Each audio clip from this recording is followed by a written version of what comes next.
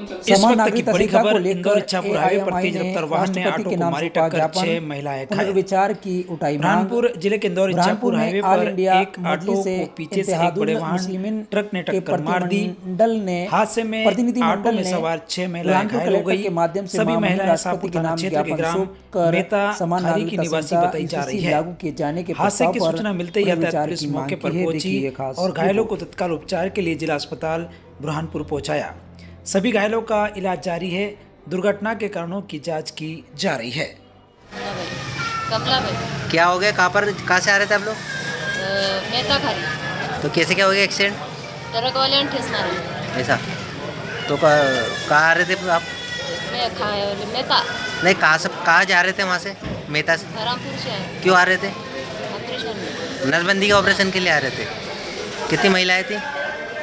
ये क्या मालूम है? 6-7 महिलाएं थी।